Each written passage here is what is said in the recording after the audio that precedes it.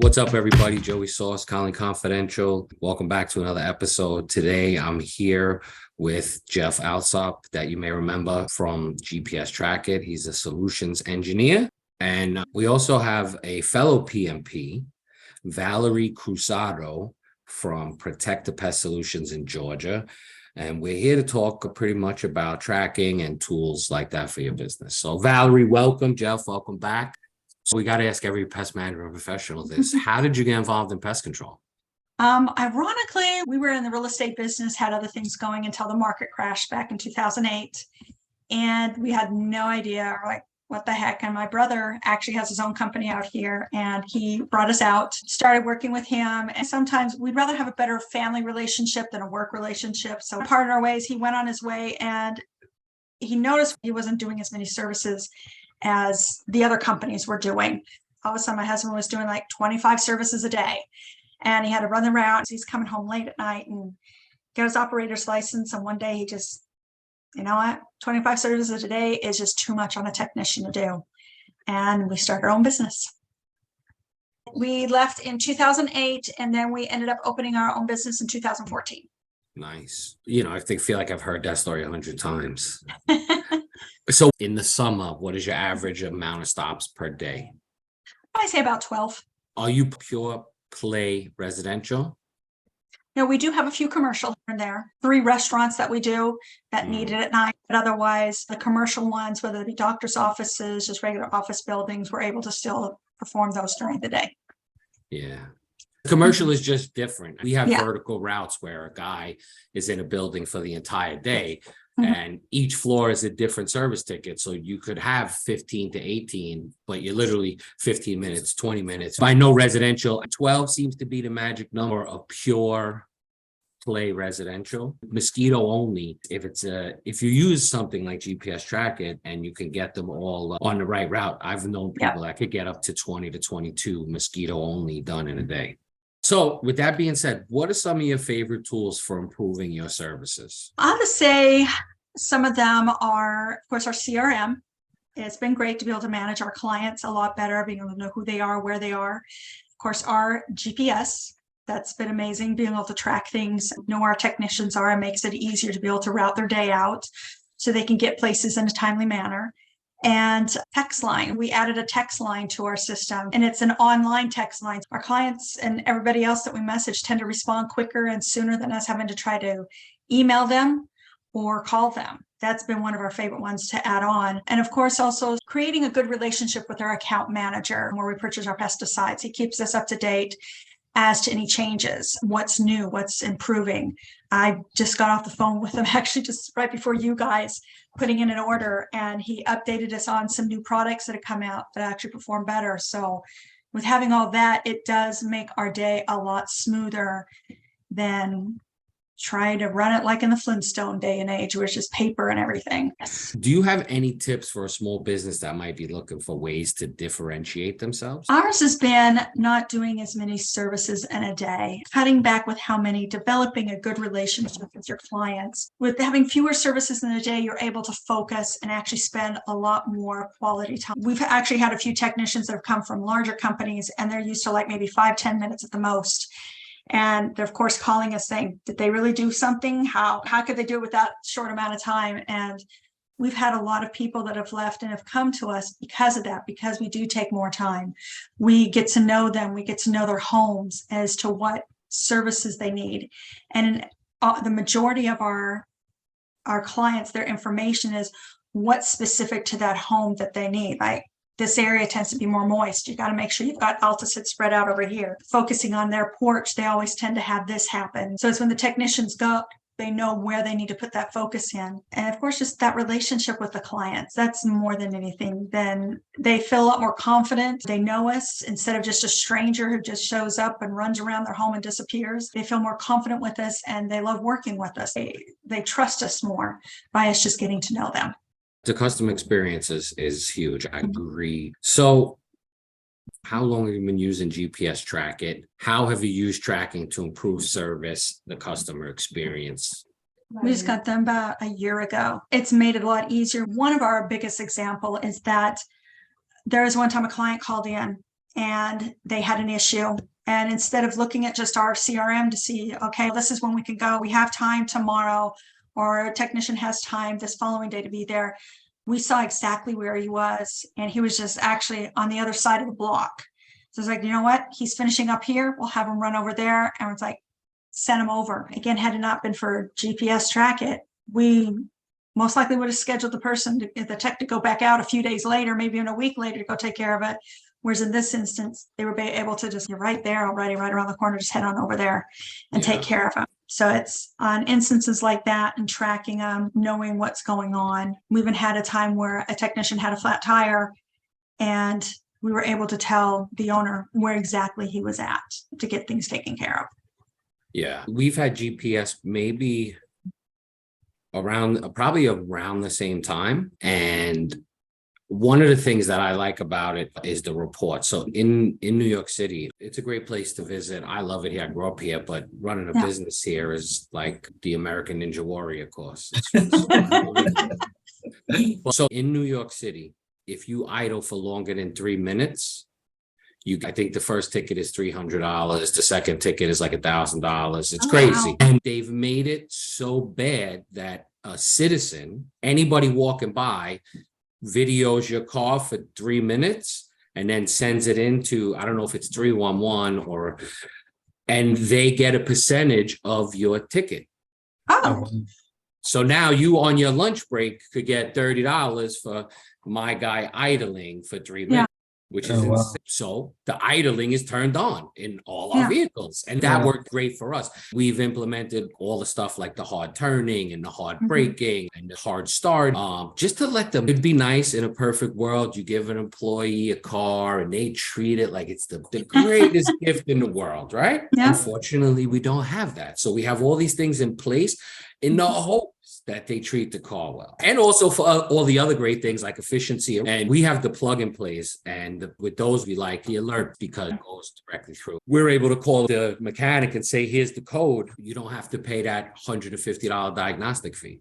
We've already diagnosed it. You don't need to plug your thing in for $150. We already got it. So Jeff, we spoke about that briefly in the first time that we met. We got an open API for stuff like that. We got API keys. So it's really working with that third party to leverage what they can do on their end to do that data sharing, which is great. It just makes each system more robust, creates more of a service and management ecosystem for you guys. And love the commentary I'm hearing now, because I think the beauty of GPS Trackit is you guys are in the same industry, right? But you use it in slightly different ways, but the system is not it's not an a la carte solution. It's an all you can eat plan. We give you everything, and there's certain modules that work for one business and don't work for another, but we're not going to nickel and dime you for that. We're going to give you everything we can do, and you choose what most impacts your business. For you guys up in New York, you've got a lot of the driver safety stuff to adjust behavior, to make sure your vehicles are being taken care of the way they want, to maintain that vehicle health, to understand when you got a major mechanical issue so you're not having those added service costs. You're like, check engine lights on, I'm going to drive it the rest of the day. We'll see what happens. By the time. That can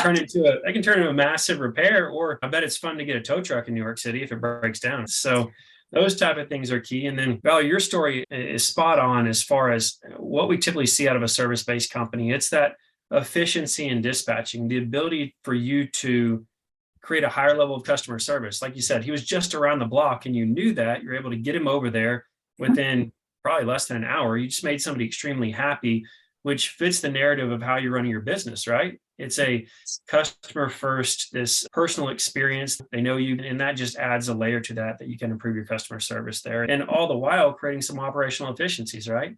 We just saved ourselves fuel consumption, and we saved ourselves an extra job of trying to schedule later on. We got it done. So we like to think in terms of, if we can do those things and you guys can visualize those things in the platform, then we can get those extra jobs done per week. And that's a return to you guys to the bottom line. That's an extra job, right? And all the while, we're just improving customer loyalty there as well. So very cool stories, guys. I love it. Yeah. And Valerie, don't be afraid to ask your CRM rep if they could do the integration, because you may already be paying. If I remember correctly, if you're using that texting, it's probably a similar phone system. You're probably paying for the API for the phones, right? Yes. Yeah. So that's it. It's a one-time API fee with that CRM. So imagine if your team could do it all just in the CRM. It would definitely be nice. Yeah. Definitely. Yeah. You're already using the two things you like. You like Yep. GPS Trackit, you like your CRM. And if they can talk to each other, that's our overall goal at Colony Pest, to have everything go through one screen, if you will. My contention will always be why these CRMs never add an AP piece, because they could charge more money for it. But I understand now after 20 years, why not? Because it's a nightmare. Just one thing alone is a nightmare from any tech company. But it would be beautiful once all of that stuff is talking and your reps don't have to have. We have 3 screens at every desk, and still people have 18 windows open. So true. Right now, it's like, oh, if we could just find it all in one place, it'd be nice. Yeah. But I never thought about the text line, but it's like until you mentioned, I'm like, you're right. We do have that ability, and we just never added it. But you get used to something, you keep going, and then they're like, oh, wait a minute, that would make it simpler. Why not make your days simpler? I know my assistant's always finding new things in the system too. Hey, look, we can do this. I'm like, nice, add it. Let's do it.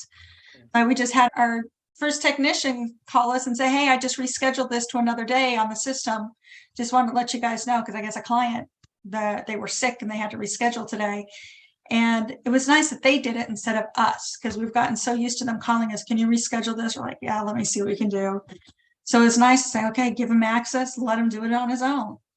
Nice. He's reasonable. He's responsible for everything. He's even taken the vehicle in for an oil change right now. The more you can push into the field is beautiful for you guys in the back office, right? Because it just gets things done faster, whether it be rescheduling, whether it be you guys have work orders and can invoice more quickly to get your billables paid more quickly, things of that nature. So yeah, anything pushed to the field in real time really helps the back office for sure. I think sometimes our guys think all we're doing is just playing on the computer all day. If you only knew what we had to do in here, the reports, the diagrams, the documents, the legalities, the HR, if you guys only knew what we were doing every day. I'm married to the owner. He comes home and I'm exhausted. He's like, what have you been doing all day? I'm like, don't ask. But he stayed in here one day. He saw everything we did with the phones calling and everything. And he's, you do a lot. I'm like, yes, we do. We keep you working out in the field. That's traditionally the way it works, right? Service dislikes we call them CSSs, but the field techs don't like the CSRs. Nobody likes the salespeople and all that. What we started doing 5 years ago is every technician, if you, let's say the goal is you start today, you have 2 days in office, which are strictly HR stuff and taking our own internal tests and whatnot. Then you go out, you're trained for a minimum of 4 to 6 weeks, and then you spend 1 day with a customer service person so that you see what they go through all day. Supply chain issues and vehicle issues. So we're all being forced to keep vehicles longer, right? And vehicle maintenance is something that, I'll just be honest, I haven't experienced in 12 years because we've swapped them out. Maintenance was minimal. Do you have any tips? Definitely on the GPS Trackit, that's helped us a great deal too, because before them, it was always, we need to see what your mileage is for that, what you did over the week. I just email it into us constantly so we could at least try to stay up on top of it. But that was hectic. Sometimes they forgot, sometimes they didn't get it in, they'd get busy, or would be so busy that all of a sudden it's, oh, when's the last time we changed the oil on this vehicle? It's been like 5 months. Oh my gosh, we're so behind on it. Or that check engine light would come on. We're like, okay, we've got to get in front of this.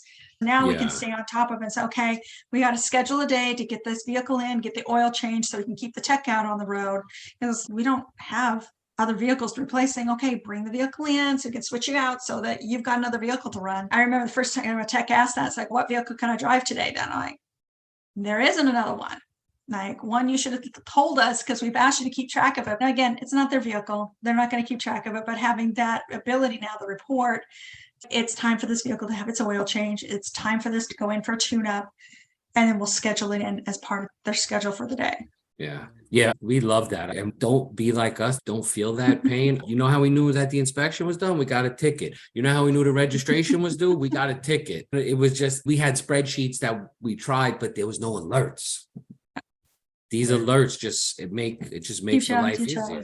To your point, Valerie, the nice part about that maintenance module is those pre-alert reminders, right? So it helps you with the planning and scheduling, because, hey, let me know when my vehicle is 100 miles, 200 miles from an oil change. And if I'm averaging 50 miles a day, I know, hey, by the end of the week, I need to schedule that for maybe a Friday. So and incorporate that into the business so you don't overlap with, actual work that's making you money. So that can really speed up the efficiency as far as getting those things done. And to the supply chain point, yeah, you got a vehicle to go down for repairs and it's down for 3 days a week, something like that. That's just lost revenue. So if we're able to maintain vehicles on time, that vehicle health aspect of the system, it's another key piece of return on investment. And honestly, you guys are ahead. Most businesses don't necessarily take advantage of the maintenance option within the portal. They don't really think about it. It's up to the driver. And that's what I mean really about, we give you a solution that's an all-you-can-eat plan, and we're hoping that through conversations, we give you some best practices and some tools that can really help your business. Again, it's all about automation. Automation is helping your brain get rid of stuff meaningless so you could get new meaningless stuff in and then wash it out again at some point, because as you continue to elevate, you just can't. My favorite, or really the worst term currently, is my bandwidth, right? If I hear I don't have the bandwidth for something one more time, I might lose my bandwidth. But look, as owners and managers, these menial tasks, once they're automated, it just allows us to focus on the other things like making money. Next questions. So you said you already hit the busy season. Yeah. You guys have roof rats down there, right? Yes. Yeah, see, we don't. I can't wait for them to come to New York, by the way. With the busy season already here, or preparing for the busy season period, what tips do you have for maximizing productivity with less resources, which is what we're going to have to do in this economy? It's definitely having your routes down pat. You got to have them down pat, because if you have them going from one side of the town to the other side of the town in one day, you're not going to get it done. But the closer and the tighter you get your routes done, the easier it is going to be able to run your system and run your services. You can get in as many in a day, just simplifying your day like that. Because again, if you don't have your routes down, you're like a chicken running around with its head cut off. You don't know where you're going. 100%. New York traffic is so horrendous. You could be 8 miles from somewhere and it takes you 45 minutes to get there. So I would say quarterly it's being looked at. In a rural area, you probably only need to look at it twice a year max. So what processes do you use to plan the team's routes more productive? We have it on our CRM. And then also on our GPS, we're able to schedule their day. It's interesting on our CRM. It's funny watching my assistant, and she even just trained another person in our office how to schedule. But it's almost kind of like watching somebody take a crayon and draw a circle. And that's the system just like pulls in everybody that's in a certain area, and then it plops it onto the day for it to be scheduled already. And of course, we double check it with the GPS, making sure how the time is going, seeing how traffic's running that day. Because there's times we have to, the technician may call us and say, hey, this is happening. We're then able to go in and say, okay, now we got to reroute these guys to another day then, because he's not going to be able to make it. So it's staying in tune with the technicians during the day, but also just having those two to back each other up as to how we're scheduling them out and how packed, how many services we can get in a day when we're scheduling them out. That's cool. Jeff, you got anything new coming out with GPS tracking? I don't know if you guys have noticed, but we just launched ETA links. Y'all seen that yet? Yes, my assistant just saw that yesterday. She was excited about it.